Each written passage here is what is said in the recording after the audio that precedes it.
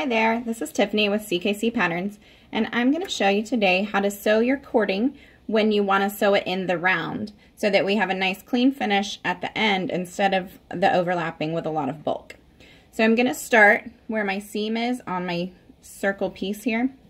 I want to take my cording or piping and place it 1 inch beyond that seam, and I'm not going to sew that just yet. So when I start sewing with my piping or zipper foot, I'm going to start at the seam on my fabric, leaving this 1 inch tail not sewn. So you'll want to make sure that you back stitch when you start. And you want to sew really close to your cording, and that's why we're using the piping or zipper foot. So I'm going to sew all the way around my fabric.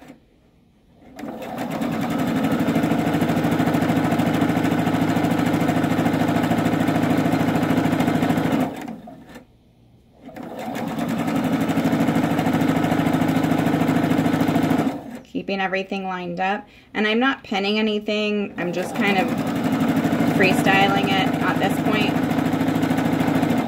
So once you sew around, you want to stop when you're about 3 inches from that original seam of your fabric and go ahead and leave your needle in the down position. Now you see this 1 inch tail.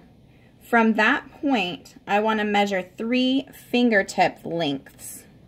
So from the 1 inch tail, start your fingers there until you get to this bottom finger, and this is where you're going to cut your cording or your piping. Now we're going to use the seam ripper to open this 3 finger width bit up. So I just peel the 2 layers apart and use my seam ripper to just pull these little threads up. We're wanting to expose the cord that's inside of here. And you can go all the way back up to your needle just about. So now I've got this cording piece separate from the casing. So now at this point, you're going to take this opened up bit and we're going to fold it at a 45-degree angle so that it just matches up where my 1 inch piece is here. So now we need to cut this cording to match the other cording. So that cording ends right here, so that's where I want to cut this piece. So that the 2 pieces of cord are just going to meet. They're not going to overlap. So they should just touch like that.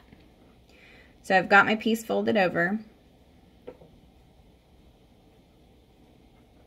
Now I'm going to take the 1 inch tail and put it up inside the 3 finger length piece where it's folded at the angle, and then I just fold it back over so that now this 1 inch tail is encased in the 3 finger length space, and just make sure that all your cording pieces are tucked in there. Now I'm going to go ahead and finish sewing all the way back to where we started.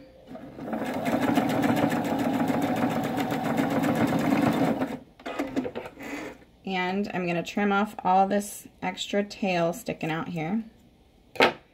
And now we've got a nice clean connection without the bulk of 2 pieces of cording overlapping.